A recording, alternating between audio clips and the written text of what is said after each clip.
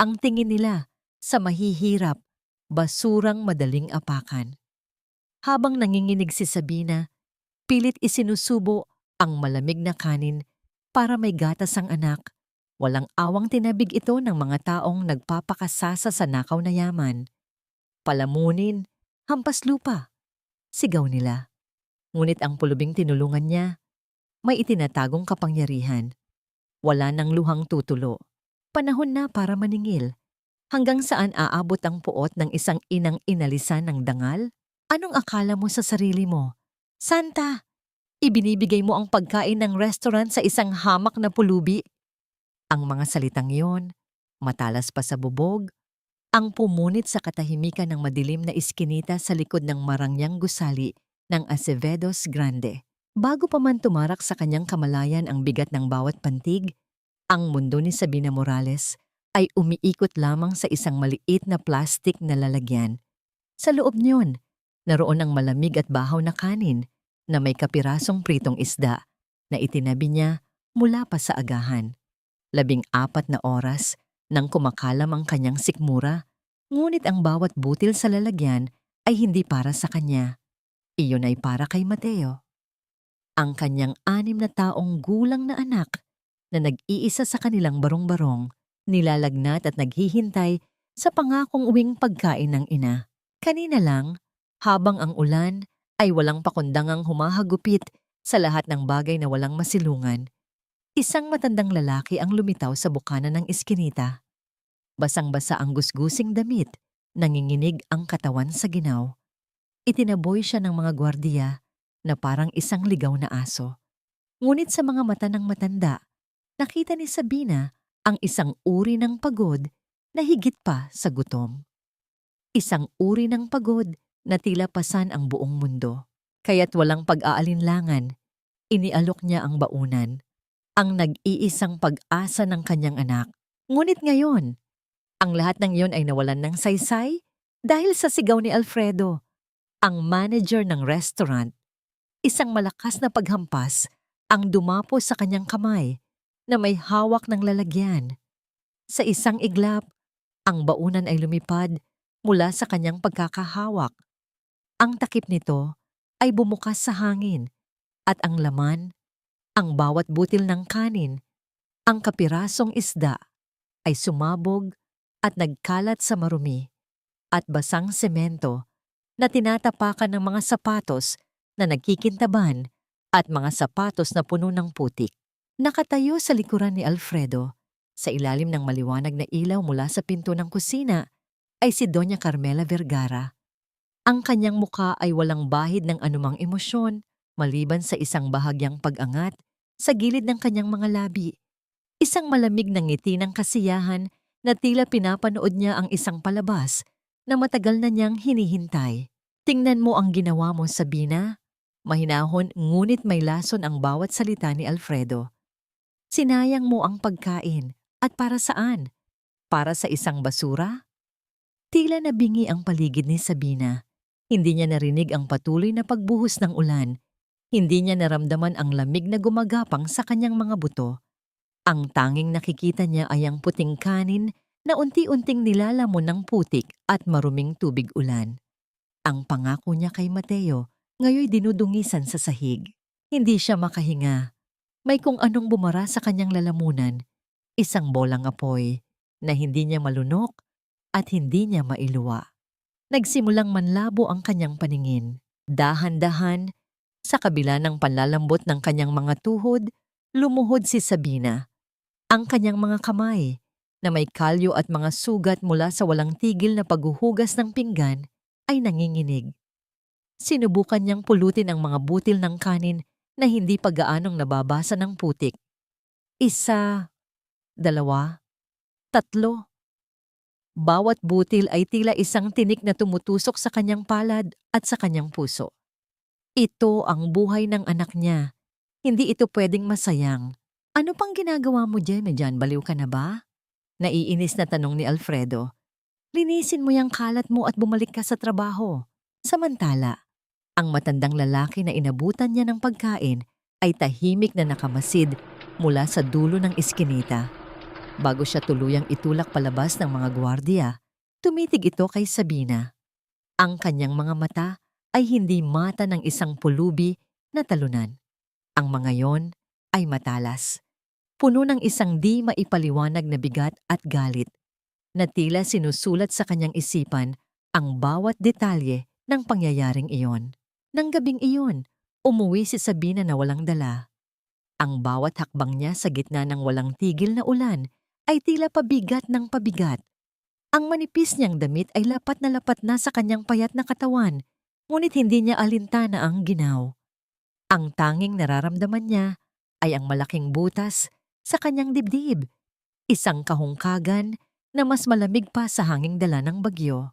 Pagbukas niya ng pinto ng kanilang munting tirahan na gawa sa pinagtagpi-tagping yero at kahoy, sumalubong sa kanya ang mahinang pag-ubo ni Mateo. Nakahiga ito sa isang lumang banig, balot sa nag-iisang kumot na may amoy ng kahapon.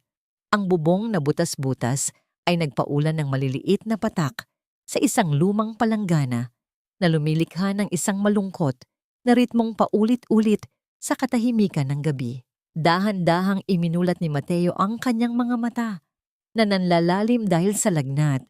Isang matamis ngunit nanghihinang ngiti ang sumilay sa kanyang mga labi. Bulong nito, ang boses ay halos hangin na lamang. May uwi po ba kayong pagkain? Gutom na po ako. Nakatayo si Sabina sa may pintuan, basang-basa, talunan, at may dalang mga kamay na walang laman. Ang tanong ng kanyang anak ay isang punyal na sumaksak ng diretsyo at malalim sa kanyang kaluluwa. Kinabukasan, ang sinag ng araw ay tila pilit na sumisilip sa butas ng yero. Ngunit hindi nito nahihigitan ng lamig na bumabalot sa puso ni Sabina. Halos hindi niya naisara ang kanyang mga mata ng gabing iyon, pinagmamasdan ang bawat paghinga ni Mateo. Ang pagkaubos ng kanin sa sahig ay tila simbolo ng pagkaubos ng kanyang pag-asa. Maaga pa lang ay pumunta na siya sa trabaho. Ang kanyang mga mata ay namamaga at ang kanyang mga balikat ay nakayuko. Hindi niya alam kung anong parusa ang naghihintay sa kanya, ngunit alam niyang kailangan niyang magpatuloy para kay Mateo. Nang makarating siya sa Acevedos Grande, inutusan agad siya ni Alfredo na pumunta sa opisina ni Doña Carmela.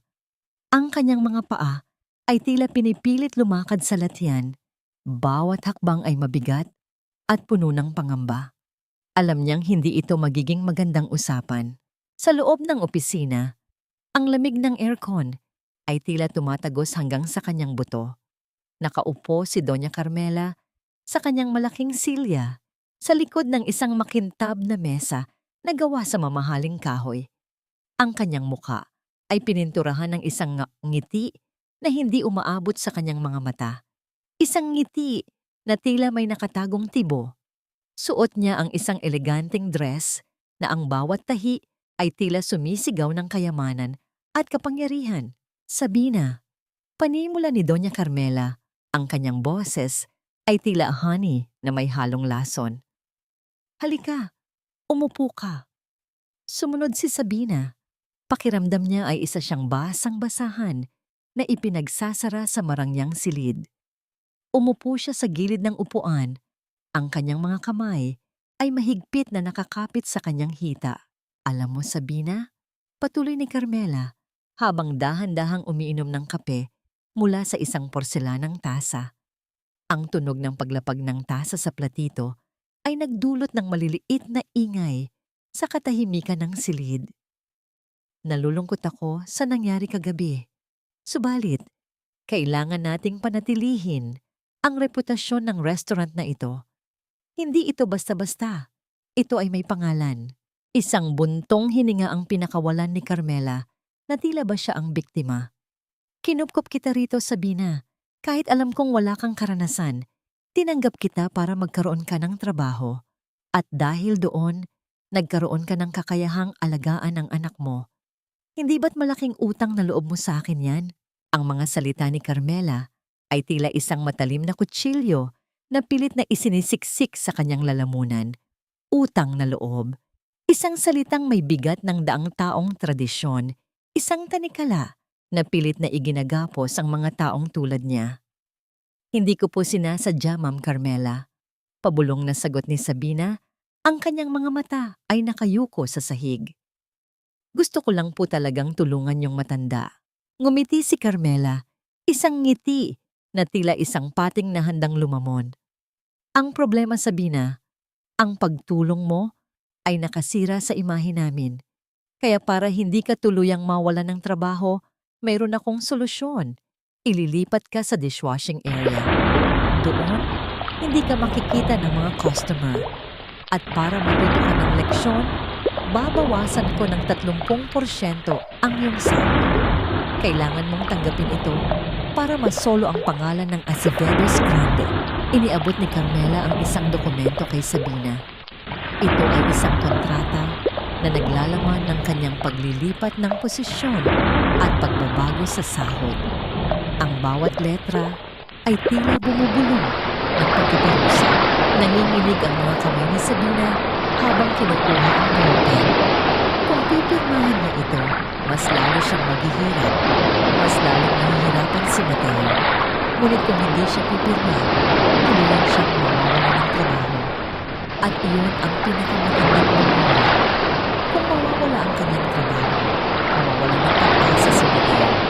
Naalala niya ang nangihinang tinig ng kanyang anak, ang lamig ng kanilang tahanan. Wala siyang pagpipilian. Sa dulo ng kanyang paningin, nakita ni Sabina na may isang pulang folder na nakasiksik sa ilalim ng tumpok ng mga papeles sa gilid ng mesa ni Carmela. May nakasulat na mga pangalan at halaga, ngunit hindi niya gaano mabasa. Ipinikit ni Sabina ang kanyang mga mata, pinipigilan ang luha na kumawala. Pinirmahan niya ang dokumento. Ang bawat pagpisil ng ballpen ay tila pagpukpok sa kanyang kaluluwa. Mabuti naman at naiintindihan mo, Sabina, sabi ni Carmela. Kinuha ang dokumento at inilagay sa isang folder. Ngayon, maaari ka nang bumalik sa trabaho at huwag mong kalimutan, may utang na loob ka sa akin. Lumabas si Sabina sa opisina. Pakiramdam niya ay wala na siyang lakas. Ang mundo sa labas ng opisina ay tila bumabaliktad. Ang kanyang mga hakbang ay mabibigat at tila walang direksyon. Sa gilid ng pasilyo, nakita niya si Livia, isang kapwa waitress na madalas magkunwari na kaibigan niya. Nakatayo ito at nakangiti. Isang ngiti na may nakatagong pagkutya. "Oh, Sabina," bati ni Livia.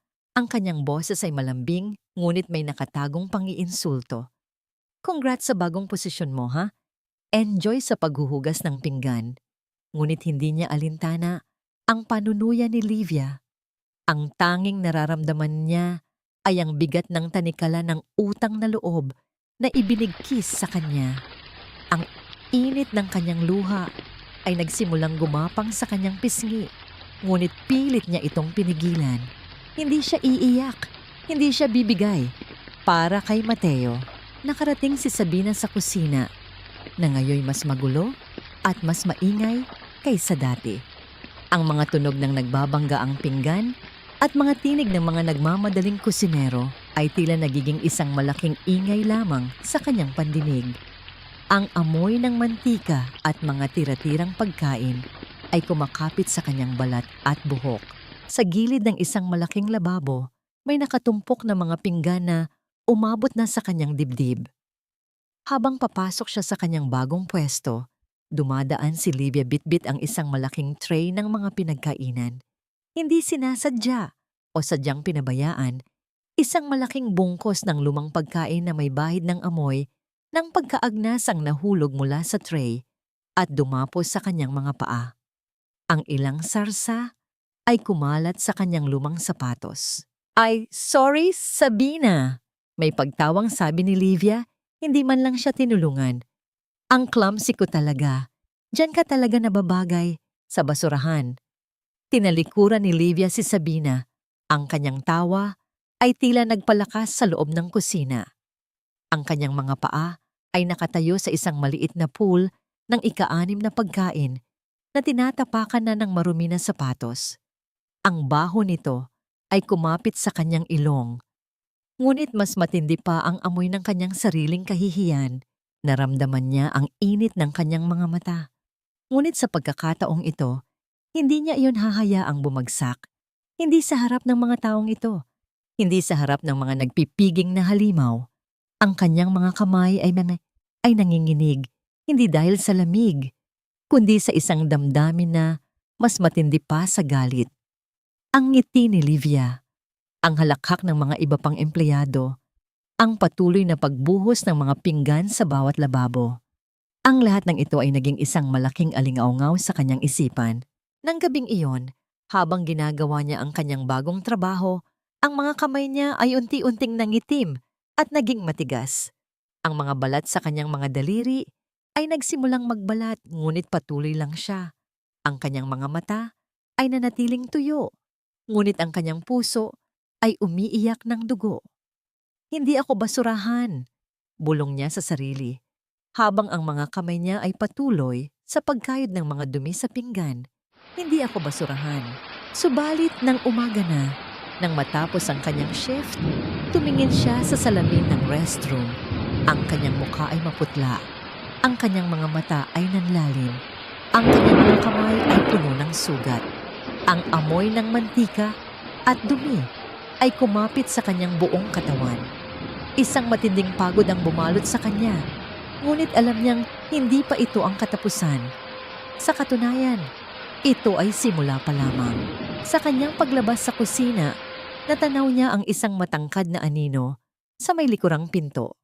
May hawak itong payong at nakatayo sa ilalim ng ilaw ng poste.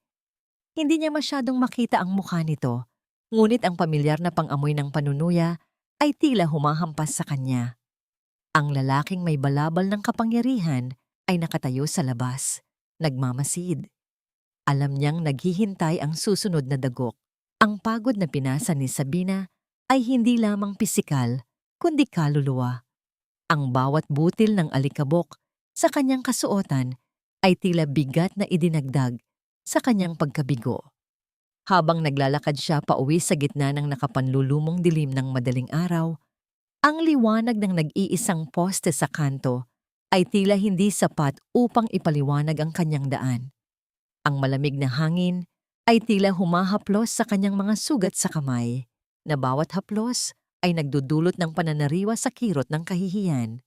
Pagdating niya sa kanilang barong-barong, ang liwanag ng isang lampara ay sumalubong sa kanya. Hindi ito nagmumula sa kanila, kundi sa katabing bahay ni Aling Rosa. Ang pintuan ay bahagyang nakabukas. May bumulong na mga salita na tila nagpapahiwatig ng pag-aalala.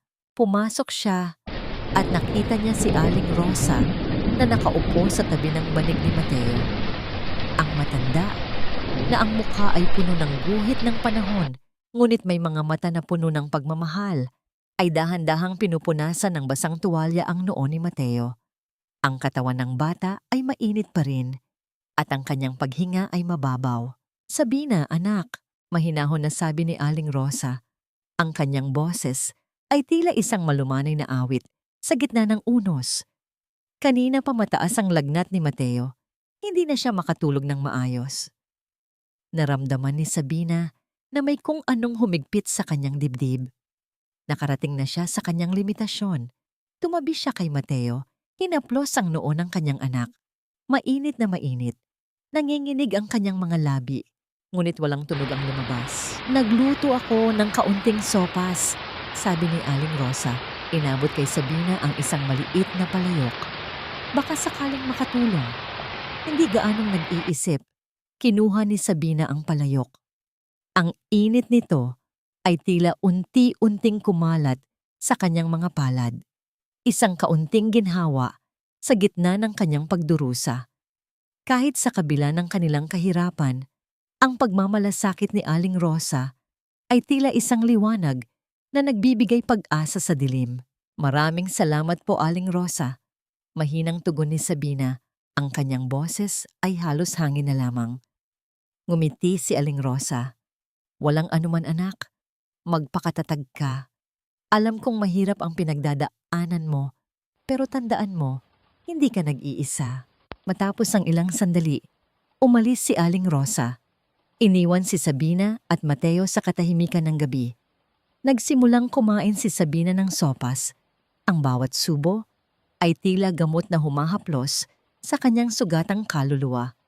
Ngunit hindi niya nalalasahan ang anumang bagay. Ang kanyang isip ay nakatuon lamang kay Mateo. Inubos niya ang sopas. Pagkatapos ay nilapitan niya ang kanyang anak. Hinawakan niya ang manipis na kamay ni Mateo. Napakainit. Ang kanyang puso ay tila dinudurog. Hindi niya kayang makita ang kanyang anak na naghihirap. Kinuha niya ang isang lumang sobre mula sa ilalim ng banig ni Mateo. Sa loob niyon ay ang mga reseta ng gamot kasama ang nakakapanlumo na presyo ng mga ito. Isang malaking halaga na alam niyang hindi niya kayang bayaran sa kasalukuyan. Gabi na. Hindi pa rin nakakatulog si Sabina. Patuloy niyang kinakantahan si Mateo, isang lumang awit na nagpapaalala sa kanya ng kanyang inang pumanaw. Ang kanyang boses ay malambing ngunit puno ng sakit, sinasabayan ng malungkot na ritmong ginagawa ng mga patak ng ulan sa palanggana. Sa labas ng kanilang barong-barong, sa dilim ng iskinita, isang itim na sasakyan ang tahimik na nakaparada. Ang tinted na salamin nito ay tila isang pader na naghihiwalay sa dalawang mundo. Sa loob ng sasakyan, nakaupo si Juarez Acevedo. Hindi na siya gusgusin.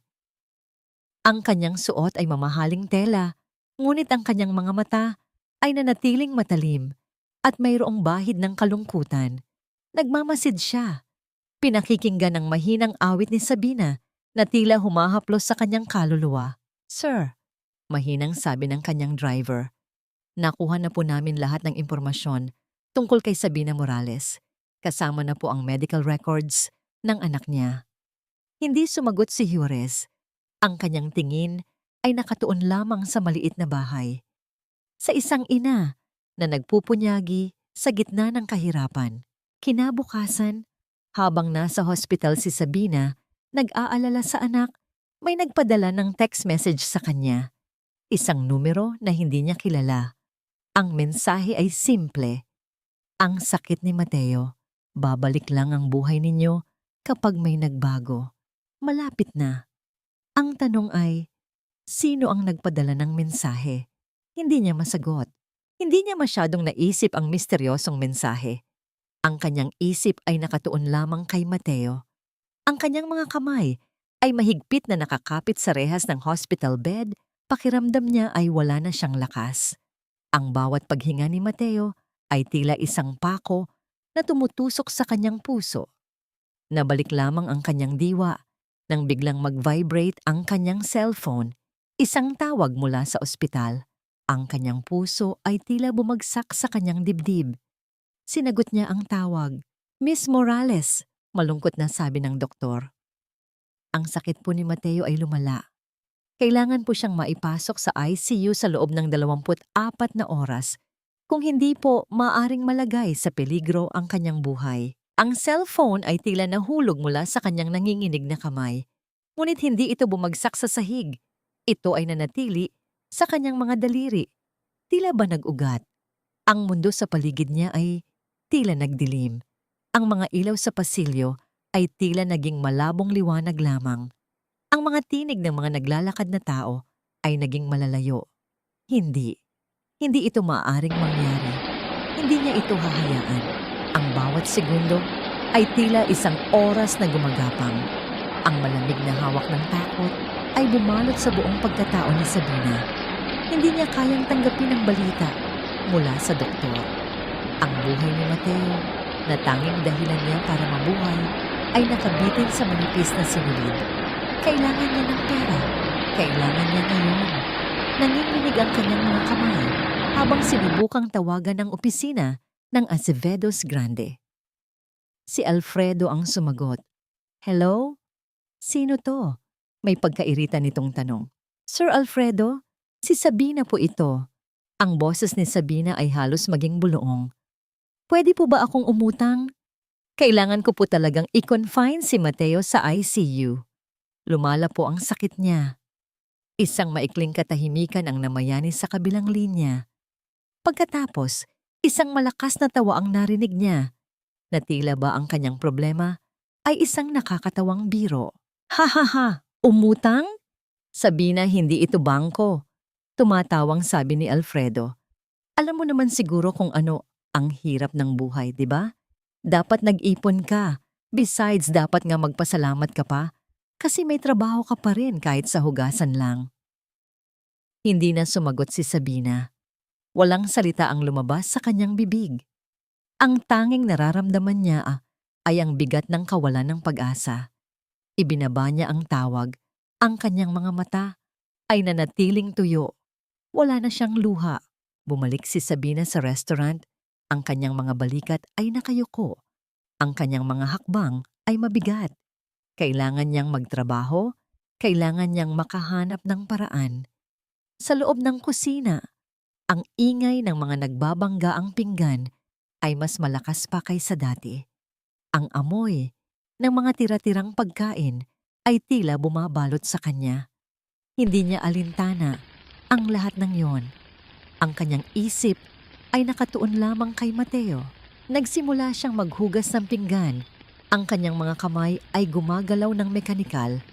Habang nakayuko siya, hindi niya namalaya na lumapit si Livia sa kanyang likuran. May hawak itong isang maliit na brown na pitaka. Dahan-dahang inilagay ni Livia ang pitaka sa bulsa ng tapis ni Sabina. Ang bawat galaw ay maingat at walang ingay. Isang ngiti ng tagumpay ang sumilay sa kanyang mga labi. Makalipas ang ilang minuto, isang kaguluhan ang naganap sa loob ng restaurant. Isang customer, isang mayaman na ginang ang nagkakagulo. Hinahanap ang kanyang nawawalang pitaka. Nasaan ang pitaka ko? Sigaw ng ginang. May nawawala akong pitaka. Mahalaga yon. Nagsimulang magkagulo ang mga empleyado. Si Alfredo at Doña Carmela ay dali-daling lumabas mula sa opisina. Ang kanilang mga muka ay puno ng pag-aalala. Anong nangyari? Tanong ni Doña Carmela. Ang kanyang boses ay tila may halong inis. Nawawala po ang pitaka ni Ma'am, sabi ng isang waiter. Hanapin ninyo ang lahat, sigaw ni Carmela. Nagmadaling maghanap ang mga empleyado. Si Alfredo, na may mapanlin lang na ngiti sa kanyang mga labi, ay lumapit kay Sabina. Sabina, sabi nito, ang kanyang mga mata ay matalim. Bakit ganyan ka? Hindi ka ba maghahanap? Nagsimulang maghugas ulit si Sabina. Hindi niya alintana ang tanong ni Alfredo. Subukan nga nating hanapin sa bulsa mo, sabi ni Alfredo. At walang babala. Hinawakan niya ang tapis ni Sabina. Isang malakas na tunog ang pumuno sa kusina habang inilalabas ni Alfredo ang pitaka mula sa bulsa ng tapis ni Sabina. Ang lahat ng mga mata ay nakatuon kay Sabina. Ang kanyang puso ay tila bumagsak sa kanyang dibdib. Hindi ito maaaring mangyari. Magnanakaw ka, Sabina! Sigaw ni Alfredo, hawak ang pitaka. Paano mo nagawa ito? Hindi po ako. Wala po akong kinukuha. Depensa ni Sabina, ang kanyang boses ay nanginginig. Ang kanyang mga mata ay nagmamakaawa, ngunit walang naniniwala sa kanya. Lumapit si Doña Carmela. Ang kanyang muka ay puno ng sakit. Ang sabi daw mo, Sabina, bakit mo ito ginawa? Tinulungan na kita, tapos ganito ang gagawin mo sa akin? Nakakahiya ka. Nakakahiya sa restaurant. Naramdaman ni Sabina na may kung anong humigpit sa kanyang dibdib. Ang lahat ay nakatingin sa kanya, puno ng pagdududa at paghatol. Ang kanyang mga mata ay tumingin sa paligid.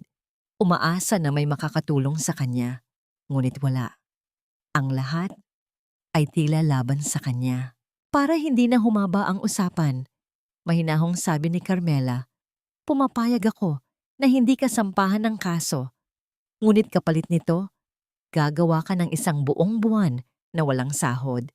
At kapag may mali ka pang nagawa, tuluyan ka ng aalisin sa trabaho.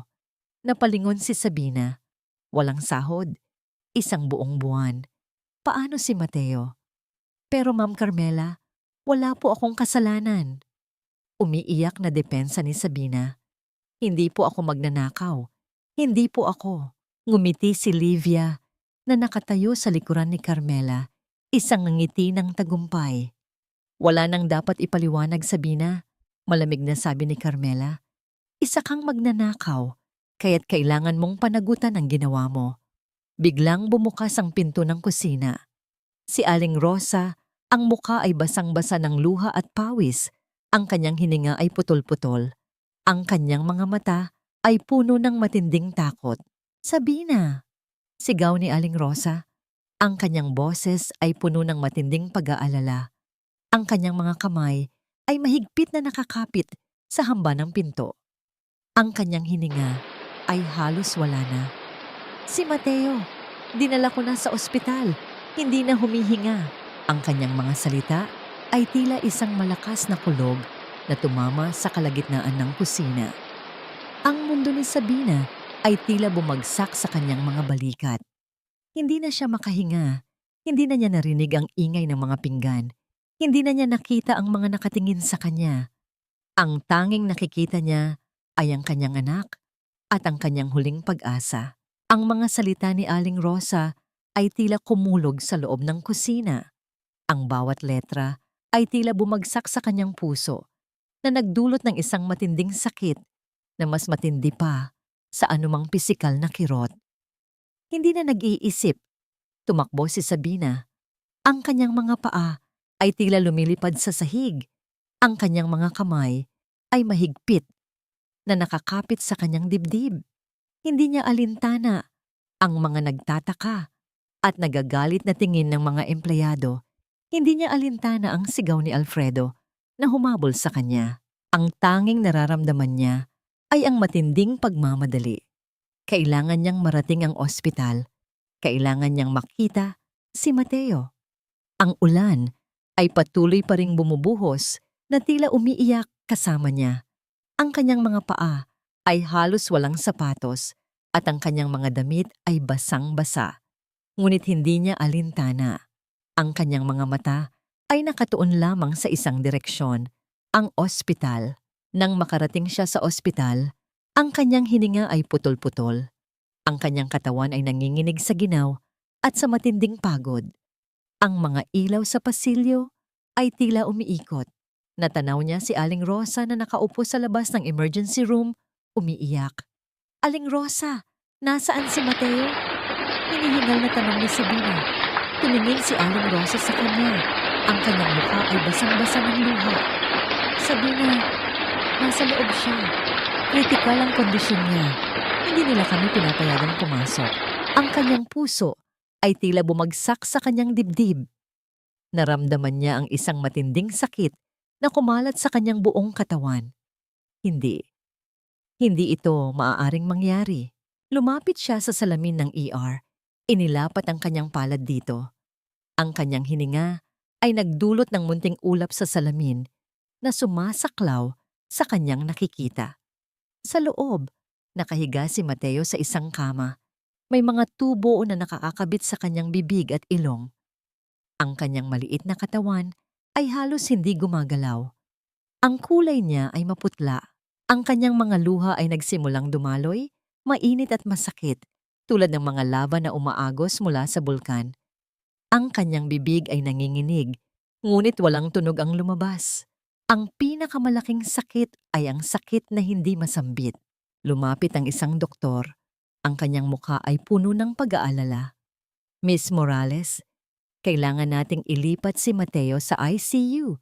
Sa lalong madaling panahon, kailangan niyang masubaybayan ng mas malapitan. Pero masyadong mahal ang bayarin. Hindi pa rin po kayo nakapagbayad ng initial deposit. Ang kanyang mundo ay tila gumuho. Pera. Pera na naman. Sa kawalan ng pag-asa, inilabas ni Sabina ang kanyang cellphone. Walang pag-aalinlangan, tinawagan niya si Doña Carmela. Ito ang huling pag-asa niya. Matagal bago sumagot si Carmela. Ano na naman ba, Sabina? Hindi ka pa ba tapos magulo? Ma'am Carmela, umiiyak na sabi ni Sabina. Ang kanyang boses ay nanginginig. Kailangan ko po talaga ng tulong ninyo. Critical po si Mateo. Pwede niyo po ba akong tulungan sa bayarin? Magbabayad po ako. Lahat po ng sahod ko ibibigay ko sa inyo. Isang mahabang katahimikan ang namayani sa kabilang linya. Pinilit ni Sabina na huminga. Ang kanyang puso ay tila tumatalon sa kanyang dibdib. Pwede naman kitang tulungan, Sabina. Mahinahon na sabi ni Carmela na tila ba siya ang pinakamabait na tao sa mundo. Pero may kondisyon. Alam mo naman siguro na meron akong orphanage, di ba? Pwede kong tanggapin si Mateo doon. Mas magiging maayos ang buhay niya. Makakakain siya ng maayos, makakatulog sa malinis na higaan, at makakakuha ng mas mahusay na gamot. Ang kailangan mo lang gawin ay gumawa ng isang dokumento. Ang dokumentong ito ay nagsasaad na isinusuko mo ang iyong karapatan bilang ina. Hindi ka na niya anak at hindi ka na makikialam sa buhay niya. Sa ganoong paraan, magkakaroon siya ng bagong buhay. At ako, magkakaroon ng bagong charity case na magpapaganda sa aking buhay. Ang kanyang mga salita ay tila isang nakakaganda na sumisira sa lahat ng kanyang pag-asa. Ibigay si Mateo ang kanyang anak. Hindi po. Sigaw ni Sabina. Ang kanyang boses ay tila isang tigre na lumalaban para sa kanyang anak. Mamatay muna ako bago ko ibigay ang anak ko sa demonyo na tulad ninyo. Hindi ko po ibibigay ang anak ko kahit ano pa ang mangyari. Kung ganoon, malamig na sabi ni Carmela, bahala ka sa buhay mo. Hindi na ako makikialam sa problema mo. Walang tunog. Pinutol na ang tawag. Nahulog si Sabina sa sahig ng pasilyo ng ospital. Ang kanyang mga kamay ay mahigpit na nakakapit sa kanyang ulo. Ang kanyang katawan ay nanginginig. Ang kanyang mga luha ay patuloy na dumadaloy, tulad ng isang walang katapusang ilog ng sakit. Ang kanyang puso ay tila dinudurog. Wala na siyang pag-asa. Wala na siyang lakas. Sa gitna ng kanyang kawalan ng pag-asa, naramdaman niya ang isang paghaplos sa kanyang balikat. Isang yaya ang lumapit sa kanya. Ang kanyang mukha ay puno ng pag-aalala. Ma'am, mahinahon na sabi ng yaya, may nagbayad na po ng buong bill ni Mateo. Isang anonymous donor. Pwede na po siyang ilipat sa ICU. Ang kanyang mundo ay tila huminto. Isang anonymous donor? Sino? Tumingin si Sabina sa yaya. Ang kanyang mga mata ay puno ng pagtataka at pag-asa. Sino po? Mahinang tanong ni Sabina. Hindi ko po alam, ma'am. Sagot ng yaya. Sinabi lang po na galing sa isang kaibigan. Ang mahalaga po, ligtas na po si Mateo. Tumayo si Sabina. Ang kanyang mga tuhod ay nanghihina pa rin. Hindi siya makapaniwala. Isang himala. Ngunit sino? Sino ang gumawa nito? Bumalik si Sabina sa restaurant ng gabing iyon sa gitna ng kanyang shift sa paghuhugas ng pinggan. Sa kanyang pagdaan sa pasilyo, nakita niya ang pintuan ng opisina ni Doña Carmela na bahagyang nakabukas. Mula sa loob, narinig niya ang mahihinang tinig ng pagtatalo. Bakit bumababa ang kita ng orphanage? Galit na sabi ni Carmela. Sino ba ang nagbabayad ng bill ni Mateo? Hindi ko malaman. May nag-imbestiga po ata sa fundraising activities natin, ma'am. Sagot ni Alfredo. Kailangan nating maging maingat. Ang kanyang puso ay tila tumalon sa kanyang dibdib. Pera. Fundraising. Sino ang nag-iimbestiga? Nagtago si Sabina sa likod ng pader. Ang kanyang mga mata ay nakatuon sa pintuan. Ang ilaw sa loob ng opisina ay tila nagpapakita ng isang madilim na lihim. Isang lihim na tila may kaugnayan sa kanyang mga paghihirap at sa pagliligtas kay Mateo. Ang malamig na hanging dala ng gabi ay tila bumabalot sa buong Azevedos Grande, ngunit ang init ng galit at kuryosidad ay naglalagablab sa kalooban ni Sabina. Nakatago siya sa likod ng isang malaking haligi. Ang kanyang mga mata ay nakatuon sa opisina ni Doña Carmela. Ang maliit na siwang sa pinto ay tila isang bintana sa madilim na mundo ng kasakiman. Narinig niya ang bawat salita, bawat bulong, bawat pagtatalo.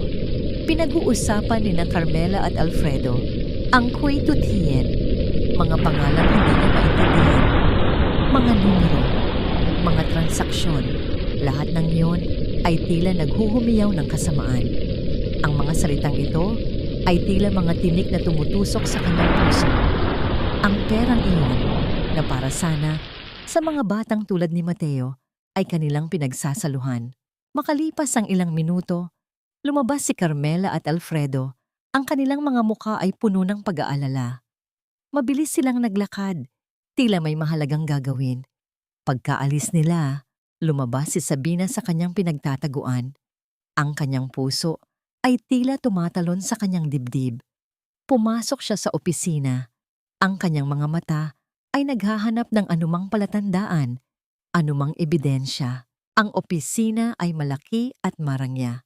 Ang mga estante ay puno ng mga libro na tila hindi pa nabubuksan.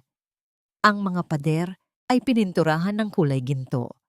At ang sahig ay gawa sa mamahaling marmol. Ngunit sa kanyang mga mata, ang lahat ng iyon ay tila nagtatago ng isang masamang lihim.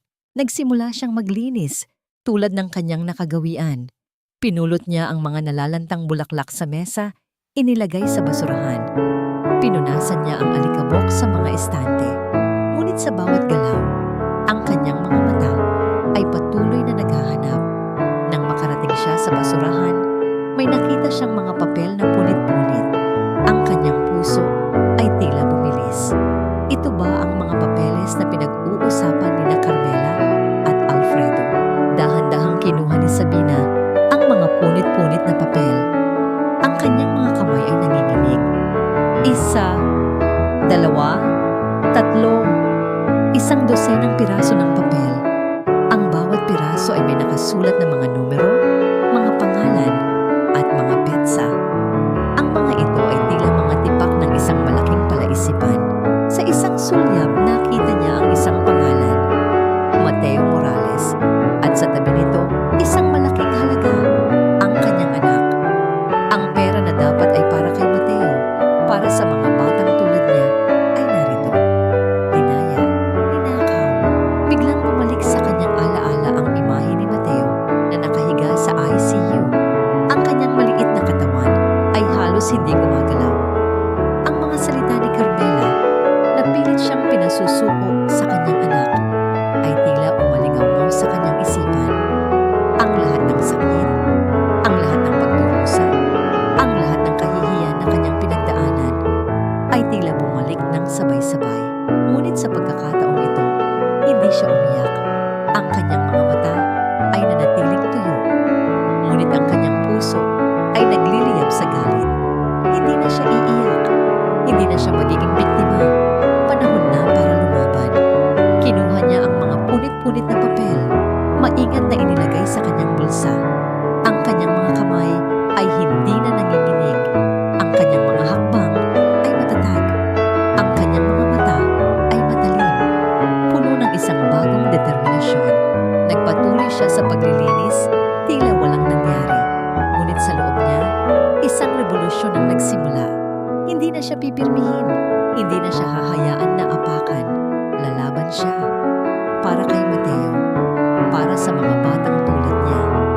Nang matapos siya sa paglilinis, lumabas siya sa opisina. Ang lamig ng gabi ay tila hindi na nakakaapekto sa kanya. Ang kanyang isip ay puno ng mga plano. Sa gilid ng pasilyo, may nakita siyang isang matangkad na lalaki na nakatayo. Ang kanyang mukha ay nakatago sa dilim. Ang kanyang mga mata ay nakatuon sa opisina ni Carmela. "Sir," mahinang sabi ni Sabina. Ang kanyang boses ay kalmado at matatag. "Ano po ang ginagawa niyo?" Lumingon ang lalaki. Hindi siya ang kanyang inaasahan. Hindi ito si Alfredo. Hindi ito si Carmela. Hindi rin ang pulubi na kanyang tinulungan. Ang kanyang mukha ay pamilyar. Ngunit hindi niya maalala kung saan niya ito nakita. "Ikaw?" tanong ng lalaki. Ang kanyang boses ay malalim at may awtoridad. "Anong ginagawa mo rito? Gabing-gabi na." Bago pa man siya makasagot, may narinig siyang mga yapak na papalapit. Isang babae. Si Livia. "Anong ginagawa mo dyan, Mangkubit?" Matalim na tanong ni Livia. Ang kanyang mga mata ay puno ng pagdududa. Ang kanyang mga kamay ay nakahawak sa kanyang baywang. Sino ang kausap mo? Anong ninanakaw mo na naman? Mabilis na umatras ang lalaki. Nagtago sa balik. Hindi siya nakilala ni Livia. Ngunit alam ni Sabina na siya ang tao sa likod ng lahat. Ang kanyang puso ay tila tumalon sa kanyang dibdib. Isang laro na puno ng kasinungalingan at paninirang. Ngunit hindi siya susuko. Ang madaling na tingin ni Livia ay tila isang spotlight na nakatutok kay Sabina. Ang hangin ay tila bigat at ang bawat segundo ay tila isang minuto. Alam ni Sabina na kailangan niyang kumilos ng mabilis. Kailangan niyang maging matalino. Nagligas lang po ako, Ma'am Livia. Kalmadong sagot ni Sabina. Ang kanyang boses ay walang bakas ng kaba. May nakita po akong kalat sa ilalim ng mesa ni Ma'am Carmela. Baka po masira ang carpet. Tinitigan siya ni Livia. Ang kanyang mga mata ay naghahanap ng anumang senyales ng pagsisinungaling. Ngunit ang mukha ni Sabina ay nanatiling kalmado. Ang kanyang mga mata ay nanatiling tuyo. Walang takot. Walang pag-aalinlangan. Talaga lang ha. May pagdududang sabi ni Livia. Siguraduhin mo lang na hindi ka nag-iimbento ng kung ano-ano, Sabina. Dahil kung may malaman ako, hindi na tinapos ni Livia ang kanyang sasabihin. Tumakad siya. Ang kanyang mga sapatos ay lumilikha ng mga maliliit na ingay sa bawat hakbang. Nang mawala na si Livia sa paningin, huminga ng malalim si Sabina. Ang kanyang puso ay tila bumalik sa bawat ritmo. Tumingin siya sa direksyon kung saan nagtago ang misteryosong lalaki. Ngunit wala na siya. Tila isang multo na biglang nawala sa dilim. Nagmadali si Sabina palabas ng Acevedo's Grande. Ang kanyang mga kamay ay malapit na nakahawak sa mga punit-punit na papel na kanyang natagpuan. Ang kanyang isip ay puno ng mga tanong. Sino ang lalaking iyon? Ano ang papel niya sa lahat ng ito? Nang makarating siya sa likurang bahagi ng restaurant, sa may barya-baryahan, may nakita siyang isang matangkad na anino na nakatayo sa ilalim ng ilaw ng poste. Hindi na ito nakagusgusing damit. Ang kanyang suot ay malinis at maayos, ngunit hindi pa rin ito ang mamahaling tela ng isang negosyante. Ang kanyang mukha ay bahagyang natatakpan ng dilim, ngunit sa ilaw na nagmumula sa poste, nakita niya ang matalim na mga mata na yon. Ang mga mata ng matandang pulubi na kanyang tinulungan. Nagulat si Sabina. Hindi siya makapaniwala. "Huwag kang matakot, Sabina," mahinahon na sabi ng lalaki. Ang kanyang boses ay malalim at may awtoridad. "Nakita ko ang lahat. Mula pa noong gabing binigyan mo ako ng pagkain hanggang sa ginawa nila sa'yo." Hindi nakasagot si Sabina. Ang kanyang puso ay tila tumatalon sa kanyang dibdib. Hindi niya alam kung ano ang dapat niyang maramdaman. Takot, pag-asa. "Ako si Juarez Acevedo," patuloy ng lalaki. "Ako ang may-ari ng restaurant na ito. At ikaw, Sabina, ikaw ang nagturo sa akin na may natitira pang kabutihan sa mundo." Ang mga salita ni Juarez ay tila isang malaking ilaw na sumisilip sa dilim ng kanyang pangdurusa. Siya ang may-ari, ang pulubi. "Pero, bakit po kayo?" tanong ni Sabina. Ang kanyang boses ay nanginginig. "Kailangan kong malaman ang totoo," sagot ni Juarez. "Kailangan kong makita kung sino ang dapat kong pagkatiwalaan. At ikaw, Sabina, ipinakita mo sa akin na may mga tao pa rin may puso kahit sa gitna ng kasakiman." Inilabas ni Juarez ang isang maliit na USB mula sa kanyang bulsa. Ito ang camera footage mula noong gabi niya. Hindi ito na-edit. Makikita mo rito ang lahat ng nangyari. Pati na ang paglagay ni Livia ng pitaka sa bulsa mo. Nanginginig ang mga kamay ni Sabina habang kinukuha ang USB. Ang mga ito ay tila isang regalo mula sa langit. Isang pag-asa, isang pagkakataon para sa hustisya. "Pero, bakit ninyo po ako tinutulungan?" tanong ni Sabina. Ang kanyang mga mata ay puno ng pagtataka. Ngumiti si Juarez, isang ngiti na puno ng pag-asa. Dahil ang hustisya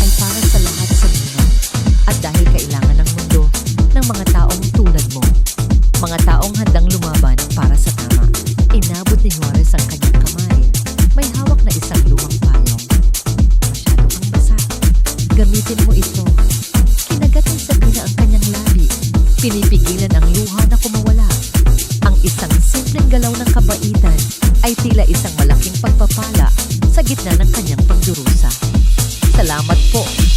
Pabulong na sabi ni Sabina. Nang gabing iyon, umuwi si Sabina na may dalang pag-asa. Ang kanyang mga kamay ay mahigpit na nakahawak sa USB. Ang kanyang puso ay puno ng isang bagong determinasyon. Pagdating niya sa bahay, nakita niya si Aling Rosa na nakaupo sa tabi ni Mateo. Ang kanyang anak ay natutulog na. Ang kanyang hininga ay malumanay. Kumusta na po si Mateo? Tanong ni Sabina. Stable na ang kondisyon niya, anak. Sagot ni Aling Rosa. Salamat sa Diyos at sa taong nagbayad ng bill niya. Ngumiti si Sabina. Alam niya kung sino ang taong yun. Si Jose Ciro. Pagkatapos ng ilang sandali, kinuha ni Sabina ang lumang laptop ni Aling Rosa. Kinabit niya ang USB. Ang screen ay sumikat at ang video ay nagsimulang tumakbo. Napanood niya ang lahat. Ang kanyang pagbibigay ng pagkain sa pulubi. Ang marahas na paghampas ni Alfredo. Ang malamig na ngiti ni Doña Carmela. At ang lihim na paglagay ni Livia ng pitaka sa kanyang bulsa. Ang kanyang mga kamay ay mahigpit na nakakapit sa kanyang hita. Ang kanyang mga mata ay nanatiling tuyo. Ngunit ang kanyang puso ay nagliliyab sa galit. Ang lahat ng ito ay hindi aksidente. Ito ay isang planadong kasamaan. Nang matapos ang video, pinindot ni Sabina ang pause. Ang mukha ni Livia ay nanatili sa screen. Puno ng isang nakakatakot na ngiti. Ang kanyang huling pag-asa ay tila nagbago. Hindi na siya iiyak. Hindi na siya magiging biktima. Panahon na para sa hustisya. Ang mga imahe sa screen ng laptop ay tila nagliliyab sa isipan ni Sabina. Ang bawat sandali ng video ay nagpapakita ng isang katotohanan na mas masakit pa kaysa sa kanyang inaakala. Ang lahat ng kahihiyan, ang lahat ng sakit, ang lahat ng pagdurusa, lahat ng yun ay sadyang idinulot. Hindi ito aksidente, hindi ito tadhana, ito ay kasamaan. Ngunit sa gitna ng matinding galit, may isang bagay na unti-unting lumitaw sa kanyang puso. Isang determinasyon, isang alay. Hindi na siya iiyak, hindi na siya magiging biktima. Nagsara siya ng laptop, hindi na siya natatakot. Ang kanyang mga kamay, na dating nanginginig sa takot at kawalan ng pag-asa, ay ngayon matatag. Ang kanyang mga mata, na dati puno ng luha, ay ngayon matalim, puno ng isang bagong apoy. Kinabukasan maaga siyang pumunta sa ospital. Si Mateo ay gising na, nakangiti sa kanya. Ang kanyang maliit na katawan ay hindi na gaanong mainit. Ang kanyang mga mata ay nagpapakita ng buhay. Ma! Masayang sabi ni Mateo. Ang kanyang boses ay mahina pa rin, ngunit puno ng enerhiya. Galing na po ako. Gutom na po ako. Isang matamis na ngiti ang sumilay sa labi ni Sabina. Hinaplos niya ang buhok ng kanyang anak.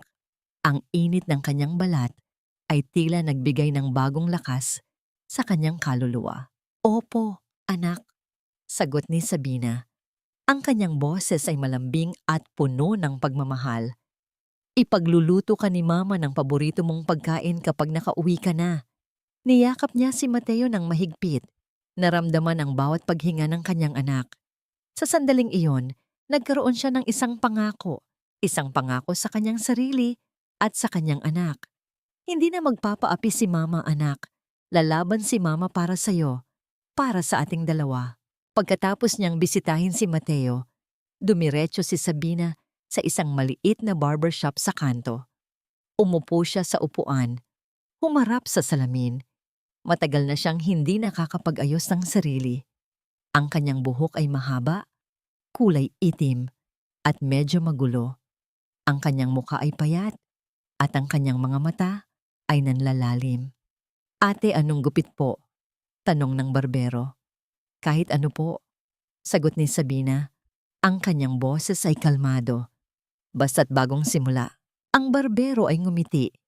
Nagsimula siyang gupitin ang kanyang buhok.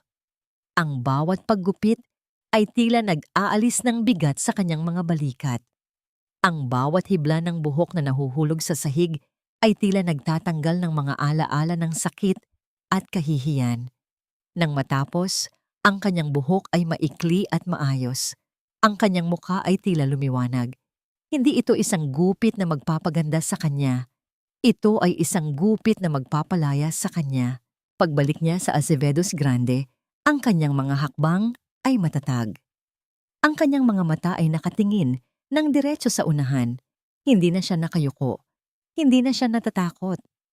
Sa loob ng kusina, naroon si Livia, abala sa pag-aayos ng mga baso. Ang kanyang mukha ay puno ng isang mapagkunwaring ngiti habang nakikipag-usap sa ibang mga empleyado. Lumapit si Sabina sa kanya. "Ma'am Livia," sabi ni Sabina. Ang kanyang boses ay malumanay, ngunit may isang bagay na matalim sa ilalim nito. "Pwede ko po ba kayong tulungan?" Nagulat si Livia. Hindi niya inaasahan na lalapitan siya ni Sabina. Tumingin siya kay Sabina, ang kanyang mga mata ay naghahanap ng anumang senyales ng pag-uyam. Ngunit ang mukha ni Sabina ay nanatiling kalmado, ang kanyang mga mata ay walang bakas ng emosyon. "Ay Sabina," may pagkairita na sabi ni Livia. "Wag na. Alam ko na kung paano ayusin ito." "Sige po," sagot ni Sabina. "Kung kailangan niyo po ng tulong, sabihin niyo lang po." Lumakad si Sabina, tumungo sa kanyang pwesto sa paghuhugas ng pinggan. Ngunit sa pagkakataong ito, hindi na siya nagtrabaho ng nakayuko. Ang kanyang likod ay tuwid. Ang kanyang mga mata ay matalim. Pinagmamasdan ng bawat kilos ni Livia. Naramdaman ni Livia ang isang kakaibang pakiramdam. Isang pakiramdam ng takot. Isang pakiramdam ng pagdududa. Bakit ganoon si Sabina? Bakit bigla siyang nagbago? Hindi ito ang Sabina na dati niyang kilala. Nagpatuloy si Sabina sa paghuhugas ng pinggan. Ang kanyang mga kamay ay gumagalaw ng mabilis at mahusay. Ang kanyang isip ay puno ng mga plano. Alam niya na hindi ito magiging madali. Ngunit alam din niya na hindi siya susuko. Sa kanyang pagtatrabaho, nakita niya ang isang maliit na bulletin board sa pader ng kusina. May nakapaskil doon na isang malaking poster. Nakasulat dito ang gala para sa kabataan at ang malaking mukha ni Doña Carmela na nakangiti ng matamis. Ang petsa ng gala ay malapit na. Ang kanyang mga mata ay kumislap. Ito na ang kanyang pagkakataon. Nang gabing iyon, habang pauwi si Sabina, narinig niya ang isang anunsyo sa radyo. Nag-aalok si Alfredo ng malalaking bonuses at incentives sa mga empleyadong magtatrabaho sa susunod na 2 linggo. Ang kanyang puso ay tila tumalon sa kanyang dibdib. Isang patibong. Isang patibong para sa kanya. Ngunit hindi siya matatakot. Gagamitin niya ang patibong na yon laban sa kanila. Ang mga araw ay tila lumilipas ng mabilis. Bawat isa ay nagdadala ng bagong hamon at bagong pag-asa. Si Sabina ay hindi na ang dating Sabina. Ang kanyang mga hakbang ay matatag. Ang kanyang mga mata ay matalim. At ang kanyang isip ay puno ng mga plano. Tumanggap siya ng lahat ng overtime na iniaalok ni Alfredo. Gabi-gabi, nananatili siya sa Azevedos Grande matapos ang kanyang shift. Sa ilalim ng pagkukunwari ng paglilinis, pinag-aaralan niya ang bawat sulok ng restaurant. Ang kanyang mga mata ay tila isang kamera na nagtatala ng bawat detalye. Kung saan ang mga CCTV, kung saan ang mga pasukan, kung saan ang mga wiring. Isang gabi, habang naglilinis siya sa pasilyo sa itaas na palapag, may nakita siyang isang maliit na sobre na nakasiksik sa ilalim ng isang silya. Kinuha niya ito. Sa loob niyon ay isang maliit na papel na may nakasulat na mga diagram at code. Ito ay isang detalyadong mapa ng sistema ng air conditioning, kasama ang lokasyon ng server room at ang access codes. Alam niyang galing ito kay Juarez. Ang kanyang puso ay tila bumilis. Ito ang susi. Ito ang daan patungo sa hustisya. Abala si Sabina sa pag-aaral ng mapa nang biglang may narinig siyang mga yapak na papalapit. Si Alfredo. Ang kanyang hininga ay tila huminto. Mabilis niyang itinago ang mapa sa kanyang bulsa. "Sabina, sabi ni Alfredo. Ang kanyang boses ay puno ng pagdududa. Gabing-gabi na, hindi ka pa ba uuwi? Masyado ka nang masipag, ah. Baka naman may iba kang ginagawa. Nag-overtime lang po ako, Sir Alfredo. Kalmadong sagot ni Sabina. Ang kanyang mukha ay walang bakas ng emosyon. Gusto ko pong makatulong sa expenses ni Mateo. Tinitigan siya ni Alfredo. Ang kanyang mga mata ay naghahanap ng anumang senyales ng pagsisinungaling. Ngunit ang mukha ni Sabina ay nanatiling kalmado. Walang bakas ng takot. Walang pag-aalinlangan. Sige, sabi ni Alfredo. Bumalik ka na sa trabaho mo at siguraduhin mong walang bahid ng dumi sa kusina bukas. Pagkaalis ni Alfredo, huminga ng malalim si Sabina. Ang kanyang puso ay tila tumatalon pa rin sa kanyang dibdib. Kailangan niyang maging maingat. Kailangan niyang maging matalino. Isang gabi, sa gitna ng kanyang shift, sinubukan ni Sabina na pasukin ang server room. Ang kanyang mga kamay ay nanginginig habang inilalagay niya ang code sa keypad. Ang bawat pagpisil ng numero ay tila nagdudulot ng kaba sa kanyang dibdib.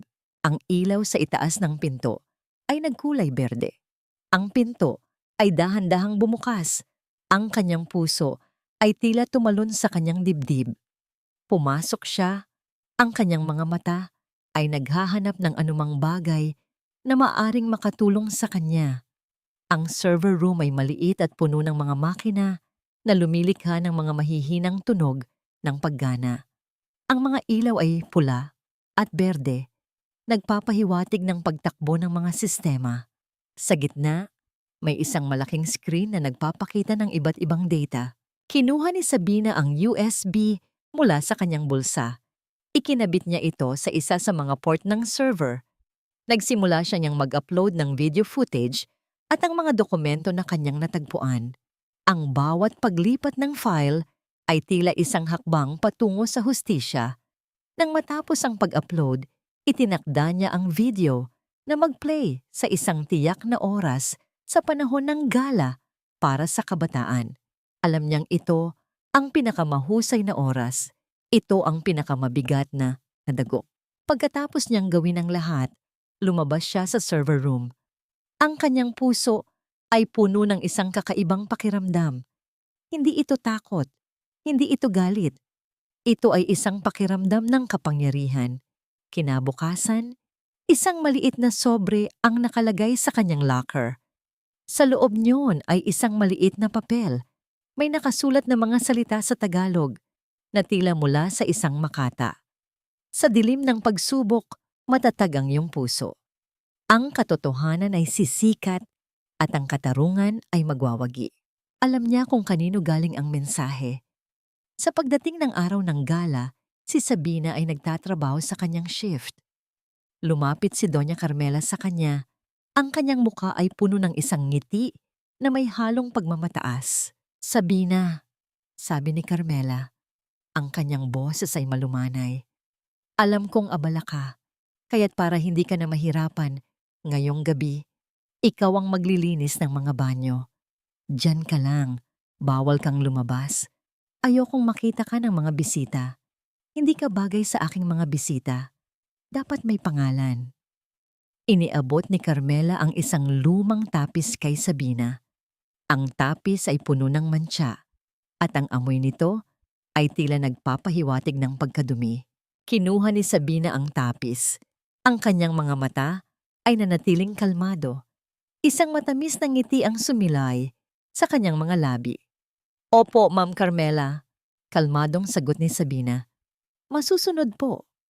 Hindi alam ni Carmela na ang tapis na yon, na simbolo ng kahihiyan, ay magiging hudyat ng kanyang pagbagsak. Ang hapon bago ang gala ay tila puno ng mga tensyon. Ang bawat empleyado sa Azevedo's Grande ay abala sa paghahanda. Ang bawat sulok ay nililinis at ang bawat mesa ay inihahanda. Ang buong lugar ay tila isang malaking makina na gumagana ng walang humpay, naghahanda para sa isang gabing puno ng pagpapanggap at kasinungalingan. Si Sabina, suot ang lumang tapis na puno ng mantsa, ay abala sa kanyang trabaho. Ang kanyang mga kamay ay gumagalaw ng mabilis at mahusay, ngunit ang kanyang isip ay malayo. Ang kanyang mga mata ay nanatiling matalim, pinagmamasdan ng bawat kilos ng mga tao sa paligid niya. Pagkatapos ng kanyang shift, lumabas si Sabina sa restaurant. Ang kanyang puso ay puno ng isang kakaibang pakiramdam. Alam niya na ang gabing iyon ay magiging isang malaking pagbabago. Habang naglalakad siya sa isang madilim na eskinita sa likod ng restaurant, may humarang sa kanya. Isang matangkad na lalaki. Hindi na siya gusgusin. Ang kanyang suot ay isang eleganteng itim na suit na ang bawat tahi ay tila sumisigaw ng kapangyarihan. Ang kanyang buhok ay maayos at ang kanyang mukha ay malinis. Ngunit sa kanyang mga mata, nakita niya ang pamilyar na matalim na tingin. Si Juarez Azevedo, nagulat si Sabina. Hindi niya inaasahan na makikita niya si Juarez sa ganitong anyo. Gandang gabi, Sabina. Mahinahon na sabi ni Juarez, ang kanyang boses ay malalim at may awtoridad. Handa ka na ba para sa gabing ito? Hindi nakasagot si Sabina. Ang kanyang mga mata ay nanatiling nakatuon kay Juarez. Ako si Juarez Azevedo, patuloy ni Juarez. Ako ang may-ari ng restaurant na ito. At ikaw, Sabina, ikaw ang nagbukas ng aking mga mata sa katotohanan. Ang mga salita ni Juarez ay tila isang malaking alon na bumagsak sa kanyang puso. Siya ang may-ari. Siya ang mayaman na nagpanggap na pulubi. Siya ang anonymous donor. Ang lahat ay tila nagkakaroon ng saysay. Pero, bakit po kayo nagpanggap? Tanong ni Sabina. Ang kanyang boses ay nanginginig. Kailangan kong makita ang totoo. Sabina, sagot ni Juarez. Matagal na akong may hinala sa mga taong pinagkakatiwalaan ko. Ang mga taong pinagkatiwalaan ko sa negosyong ito. Ang kanilang kasakiman ay tila bumabalot sa buong lugar.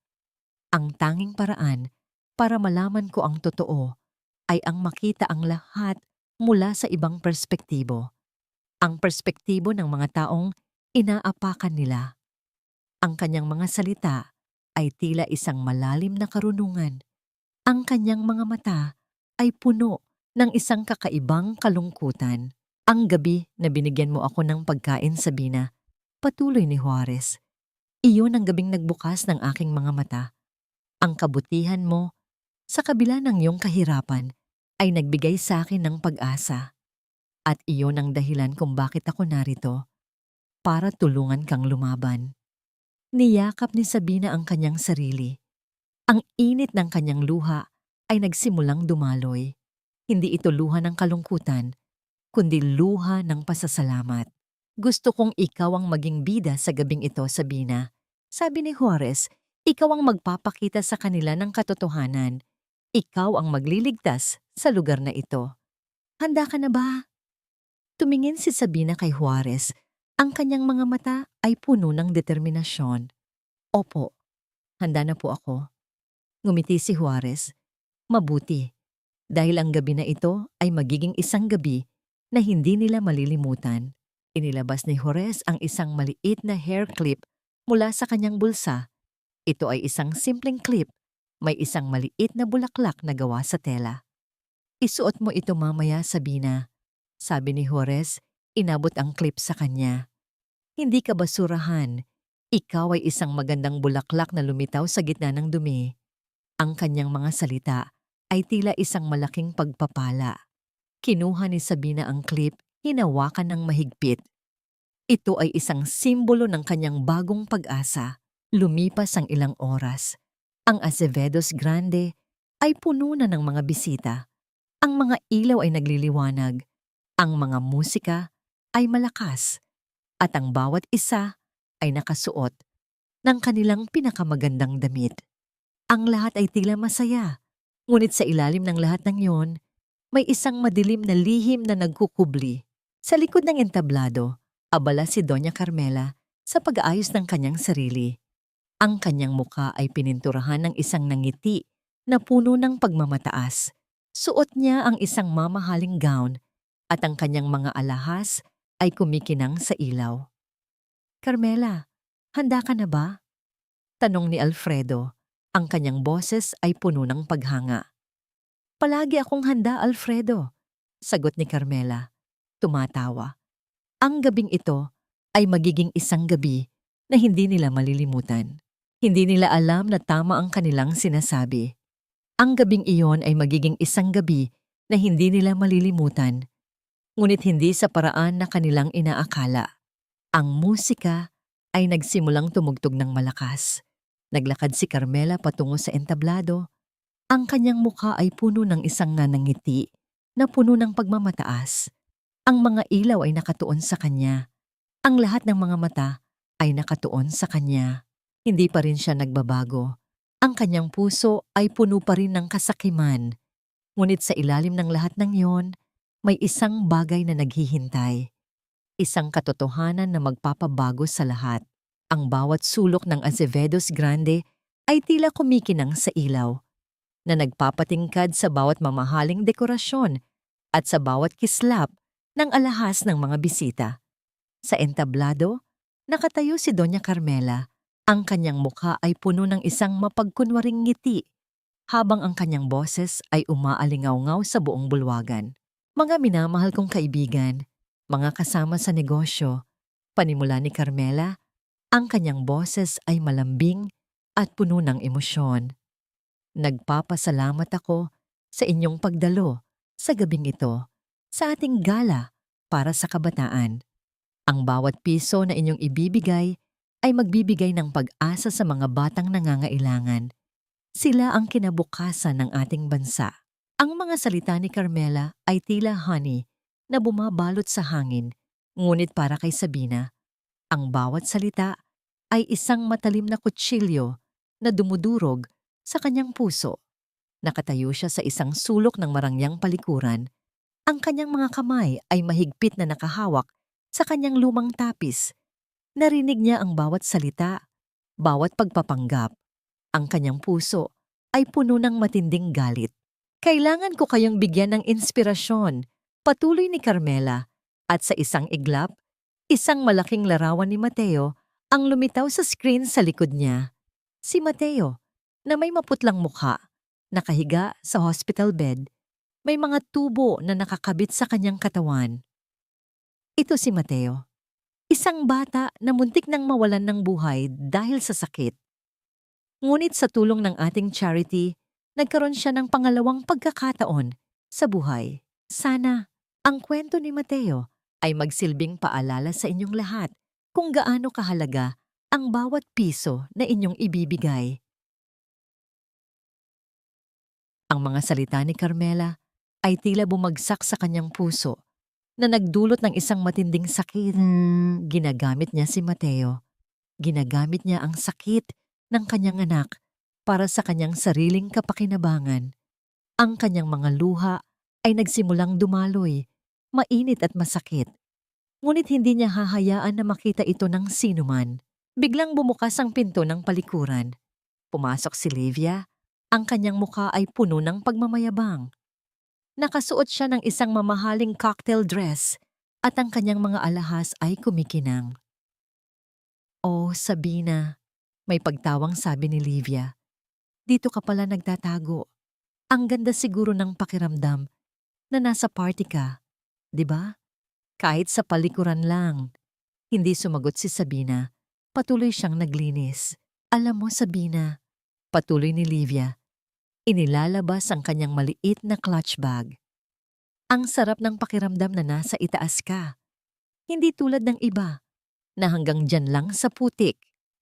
Nang ilagay ni Livia ang kanyang clutch bag sa lababo, isang maliit na susi ang nahulog mula rito.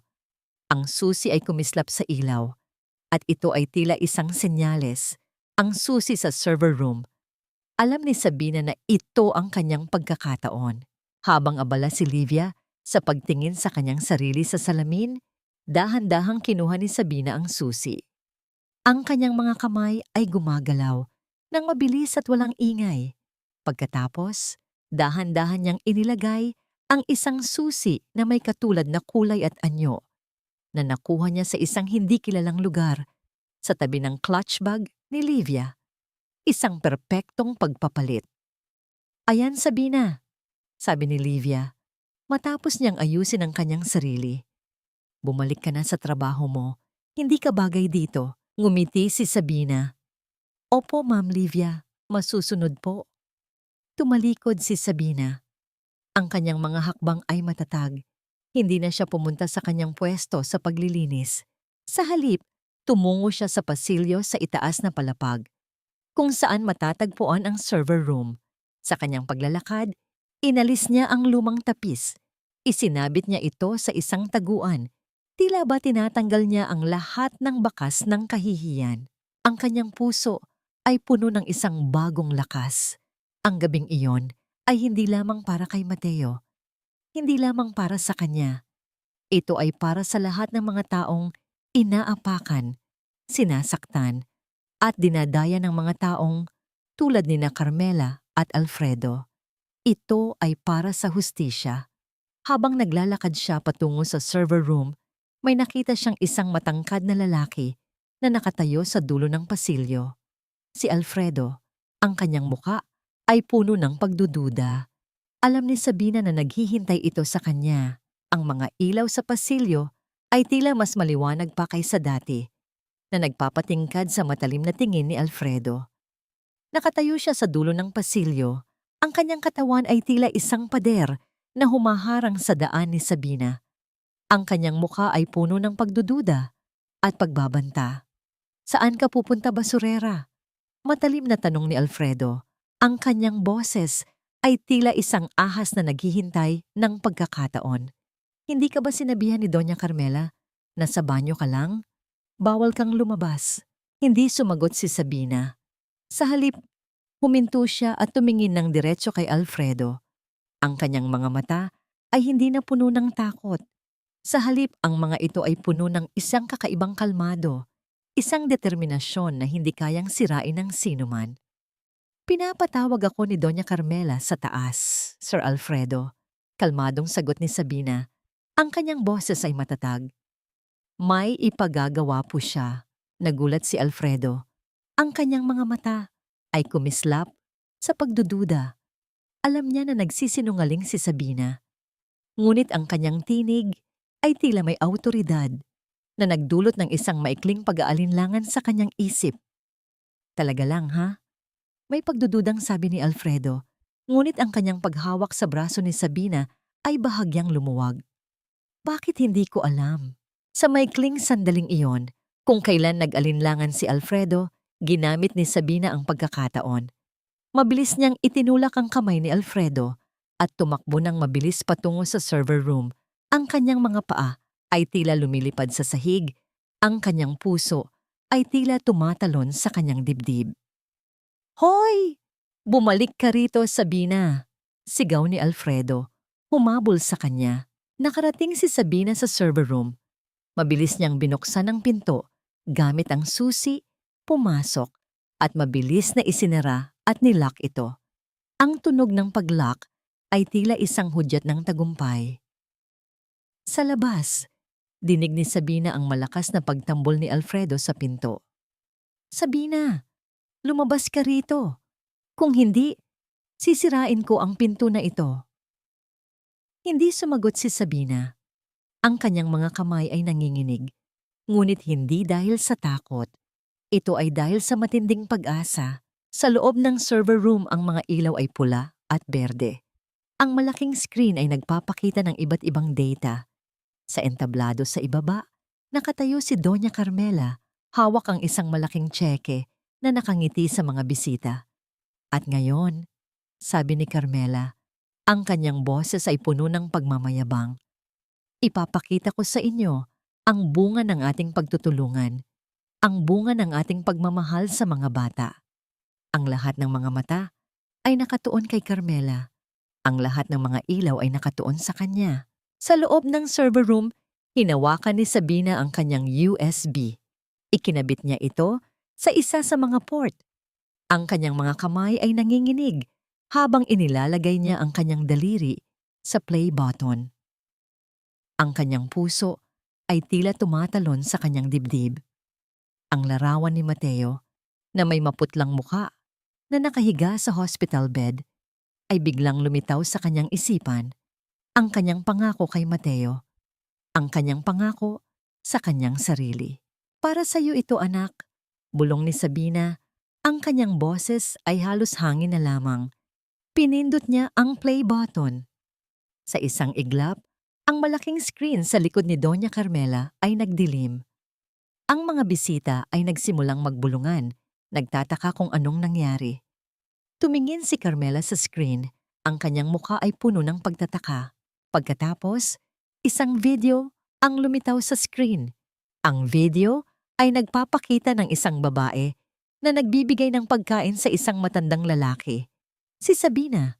Pagkatapos, isang lalaki ang lumitaw. Sinasampal ang kamay ng babae, inilalaglag ang pagkain sa sahig. Si Alfredo. At sa likod, isang babae na nakangiti ng malamig, si Doña Carmela. Ang lahat ng mga bisita ay nagsimulang magbulungan. Ang kanilang mga mukha ay puno ng pagkabigla at galit. Ang mga tinig ay nagsimulang lumakas, tila isang malaking alon na bumabagsak sa bulwagan. Niyakap ni Sabina ang kanyang sarili. Ang kanyang mga luha ay nagsimulang dumaloy, mainit at masakit. Ngunit hindi ito luha ng kalungkutan. Ito ay luha ng tagumpay. Ang bulwagan ay napuno ng isang malakas na bulungan. Ang bawat salita, bawat tunog, ay tila isang matalim na kutsilyo na humihiwa sa katahimikan ng gabi. Ang mga mata ng mga bisita ay nakatuon sa malaking screen na nagpapakita ng isang katotohanan na hindi nila inaasahan. Si Doña Carmela na nakatayo sa entablado ay tila isang estatwa na nawalan ng buhay. Ang kanyang mukha ay maputla at ang kanyang mga mata ay puno ng matinding takot. Hindi siya makapaniwala. Hindi ito maaaring mangyari. Patayin niyo yan! Patayin niyo yan! Sigaw ni Carmela. Ang kanyang boses ay tila isang ahas na ginulpi. Paninira yan! Kasinungalingan! Patayin niyo ang screen! Ngunit huli na ang lahat. Ang screen ay nagpatuloy sa pag-play. Pagkatapos ng video ng pagsampal, lumitaw ang isa pang video. Ipinakita nito si Livia na palihim na naglalagay ng pitaka sa bulsa ni Sabina. Ang susunod na ipinakita ay ang recording ng pag-uusap ni na Carmela at Alfredo tungkol sa pagkuha ng pera mula sa Kwai To Thien. Ang bulungan ng mga bisita ay nagbago. Hindi na ito bulungan. Ito ay naging isang malakas na sigaw ng galit at pagtataka. Ang mga mukha ng mga mayayamang bisita ay puno ng pagkamuhi. Ang mga donasyon na kanilang ibinigay ay tila nawalan ng saysay. Magnanakaw, manloloko, sigaw ng isang bisita. Ibalik niyo ang pera namin, sigaw ng isa pa. Nagkagulo ang bulwagan. Ang mga bisita ay nagsimulang tumayo. Ang kanilang mga mukha ay puno ng galit. Ang mga upuan ay tila nagkikiskisan habang sila ay naglalakad. Ang mga tinig ay nagiging mas malakas at mas galit. Sa loob ng server room nakatayo si Sabina. Ang kanyang mga luha ay patuloy na dumadaloy, mainit at masakit. Ngunit hindi na ito luha ng kalungkutan. Ito ay luha ng tagumpay. Narinig niya ang kaguluhan sa bulwagan at alam niya na ang hustisya ay nagsisimula pa lamang. Biglang bumukas ang pinto ng server room, si Alfredo. Ang kanyang mukha ay puno ng matinding galit. Ang kanyang mga mata ay tila nagliliyab sa puot. Tumakbo siya patungo kay Sabina. Ang kanyang kamay ay nakataas, handang sumuntok. Ngunit bago pa man dumapo ang kanyang kamao, isang malakas na tunog ang pumuno sa silid. Isang malakas na pagbagsak ng isang bakal. At isang matangkad na lalaki ang lumitaw sa likuran ni Alfredo. Si Juarez sa Civil, hinarangan niya ang kamao ni Alfredo. Ang kanyang mga mata ay matalim at puno ng galit. Sobra na kayo, galit na sabi ni Juarez. Ang kanyang boses ay malalim at puno ng awtoridad. Tama na ang panloloko ninyo. Sa labas ng server room, may narinig si Sabina na mga tunog ng sirena. Ang mga ilaw ng mga sasakyan ng pulis ay sumisilip sa mga bintana. Ang mga pulis ay pumasok sa Azevedos Grande. Ang kanilang mga hakbang ay matatag. "Are you all right, Sabina?" Tanong ni Horace, ang kanyang boses ay malumanay. Tumango si Sabina, ang kanyang mga mata ay puno ng pasasalamat. "Kunin niyo silang lahat," sigaw ni Juarez sa mga pulis. "Sila ang mga magnanakaw, sila ang mga manloloko." Pinigil ng mga pulis si Alfredo. Nagpupumiglas ito, nagsisigaw, ngunit wala siyang magawa. Pinigil din nila si Carmela na nakatayo pa rin sa entablado, ang kanyang muka ay puno ng matinding takot. Si Livia, na nakatayo sa isang sulok, ay lumuhod at umiyak. Alam niyang huli na ang lahat. Inilabas ng mga pulis ang kanilang mga posas. Ang tunog ng paglock ng posas ay tila isang hudyat ng katarungan. Si Carmela at Alfredo ay pilit na inilalabas ng bulwagan. Ang kanilang mga muka ay puno ng kahihiyan. Nakatayo si Sabina sa pinto ng server room. Ang kanyang mga mata ay nakatuon sa mga taong naglalakad palabas ng bulwagan. Ang kanilang mga muka ay puno ng galit, ngunit ang kanilang mga puso ay puno ng pag-asa. Isang ilaw ang sumilip mula sa labas ng bulwagan na nagpapatingkad sa kanyang muka. Hindi na siya ang dating Sabina. Ang kanyang muka ay puno ng determinasyon. Ang kanyang mga mata ay puno ng kapangyarihan. Ang kanyang puso ay puno ng pag-asa. Ito na ang simula. Ang simula ng isang bagong buhay. Ang simula ng isang bagong pag-asa. Ang bulwagan ay unti-unting lumilinaw mula sa kaguluhan. Ang mga tinig ng galit ay napalitan ng mga bulungan ng pagtataka. Ang mga pulis ay inilabas na sina Doña Carmela at Alfredo. Ang kanilang mga mukha ay puno ng kahihiyan at pagkatalo. Si Livia ay pinusasan din. Ang kanyang pag-iyak ay tila humihina na. Sa gitna ng mga nagkakagulong bisita, isang figura ang lumitaw sa gitnang pasilyo. Si Juarez Acevedo. Nakasuot siya ng isang eleganteng itim na suit at ang kanyang mga hakbang ay matatag. Ang kanyang mukha ay kalmado, ngunit ang kanyang mga mata ay matalim, puno ng awtoridad. Ang mga bisita ay nagsimulang tumahimik at ang kanilang mga mata ay nakatuon kay Juarez. Ang kanyang presensya ay tila nagdulot ng isang kakaibang kapangyarihan sa buong bulwagan. Lumakad si Juarez patungo sa entablado. Ang kanyang bawat hakbang ay tila isang pahayag. Ang kanyang presensya ay tila nagpapahiwatig ng isang bagong simula. Nang makarating siya sa entablado, kinuha niya ang mikropono. Ang kanyang boses ay malalim at may awtoridad na umaalingaw-ngaw sa buong bulwagan. "Magandang gabi sa inyong lahat," panimula ni Juarez. "Ako si Juarez Acevedo at ako ang tunay na may-ari ng Acevedos Grande." Nagulat ang mga bisita. Ang kanilang mga muka ay puno ng pagtataka. Alam nila ang pangalan ng Acevedo, ngunit hindi nila nakita kailanman ang mukha nito. Lumapit si Doña Carmela, na pilit na binibitawan ang kamay ng pulis. "Mr. Acevedo, meron po silang maling impormasyon. Ako po ang nagpapatakbo ng restaurant na ito. Ginuguluhan lang po nila ako." Tumingin si Juarez kay Carmela. Ang kanyang mga mata ay malamig. "Doña Carmela, alam ko ang lahat. Ang iyong mga kasinungalingan, ang iyong panloloko, ang iyong kasakiman. Ang lahat ng iyon ay natuklasan na." Inilabas ni Juarez ang isang folder mula sa kanyang bulsa. Ito ang mga dokumento.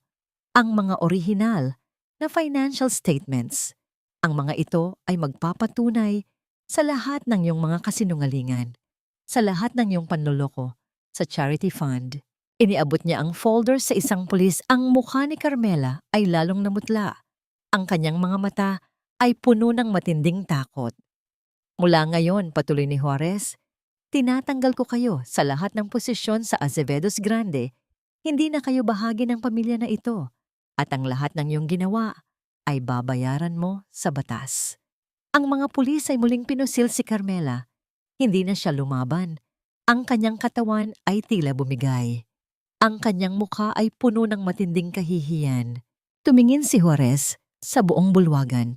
Ang kanyang mga mata ay naghahanap ng isang tao, si Sabina. "Sabina Morales, Malumanay na sabi ni Juarez, ang kanyang boses ay tila isang himig.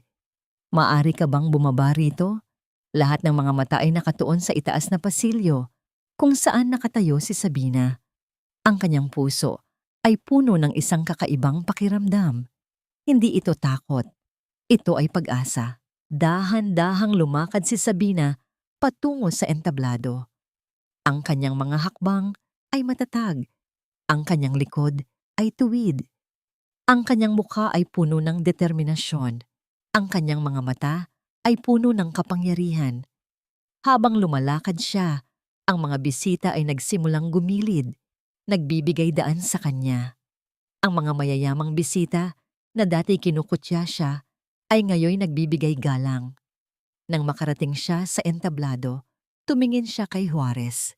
Isang ngiti ang sumilay sa kanyang mga labi. Mr. Azevedo, sabi ni Sabina.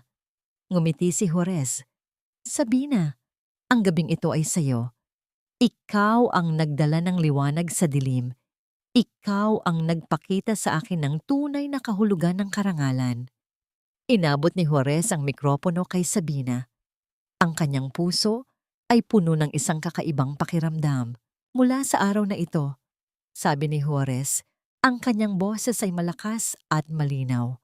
Umaalingaw-ngaw sa buong bulwagan.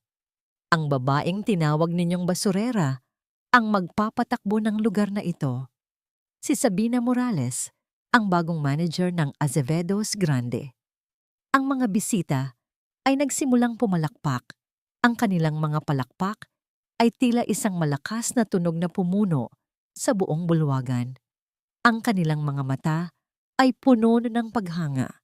Hindi ito ang kanilang inaasahan. Ito ay masigit pa. Si Sabina, na dati isang hamak na dishwasher, ay ngayon nakatayo sa entablado bilang bagong manager ng Azevedo's Grande. Ang kanyang puso ay puno ng pasasalamat, ngunit alam niya na hindi ito ang katapusan. Ito ay simula pa lamang. Ang umaga pagkatapos ng gala ay tila puno ng isang bagong pag-asa. Ang sinag ng araw ay tila mas maliwanag pa kaysa dati na nagpapatingkad sa bawat sulok ng Azevedo's Grande. Ang kaguluhan ng nakaraang gabi ay napalitan ng isang katahimikan na tila nagpapahiwatig ng isang bagong simula. Si Doña Carmela, Alfredo, at Livia ay nasa likod na ng rehas, naghihintay ng kanilang kaparusahan. Ang kanilang mga pangalan ay naging isang babala sa lahat ng mga taong nagtatangkang manloko at mang-api. Si Sabina, suot ang isang malinis at maayos na uniforme, ay naglalakad sa bulwagan ng Azevedo's Grande. Hindi na siya ang dating dishwasher, ngayon siya na ang bagong manager. Ngunit sa kabila ng kanyang bagong posisyon, nanatili siya sa kanyang pagiging simple. Lumapit siya kay Juarez na nakatayo sa may bintana, pinagmamasdan ng sikat ng araw. Gandang umaga, Mr. Azevedo, sabi ni Sabina. Ang kanyang boses ay malumanay. Gandang umaga, Sabina, sagot ni Juarez, ngumiti sa kanya. Kamusta ang pakiramdam ng maging manager? Ngumiti si Sabina. Masarap po sa pakiramdam, pero may hihilingin po sana ako sa inyo, Mr. Azevedo. Ano iyon, Sabina? Tanong ni Juarez. Gusto ko pong magkaroon tayo ng isang charity kitchen dito sa Azevedo's Grande, sabi ni Sabina. Isang lugar kung saan ang mga taong nangangailangan ay makakakain ng libre, ng masarap at malinis na pagkain, tulad ng ginawa niyo sa akin, Mr. Azevedo. Tumingin si Juarez kay Sabina. Ang kanyang mga mata ay puno ng paghanga. Iyan ang dahilan kung bakit ikaw ang pinili ko, Sabina. Dahil ang iyong puso ay puno ng kabutihan. Oo. Sabina, gagawin natin yan. Makalipas ang ilang buwan, ang Azevedo's Grande ay nagkaroon ng isang charity kitchen. Araw-araw, maraming mga taong nangangailangan ang pumupunta rito at sila ay binibigyan ng masarap at malinis na pagkain. Si Sabina ang nagpapatakbo ng charity kitchen at ang kanyang mukha ay puno ng kagalakan. Si Mateo, na dati payat at mahina, ay ngayoy malusog at masigla. Tumatawa siya habang naglalaro sa isang malaking hardin na puno ng mga bulaklak. Ang kanyang mga mata ay kumikinang sa tuwa. Siya ay lumalaki sa isang kapaligiran na puno ng pagmamahal at pag-asa. Isang hapon, abala si Sabina sa pagluluto sa charity kitchen. Ang amoy ng masarap na pagkain ay kumalat sa buong lugar. Lumapit si Juarez sa kanya. Ang kanyang muka ay puno ng isang ngiti. Ang sarap ng amoy, Sabina. Sabi ni Juarez, ano ang niluluto mo?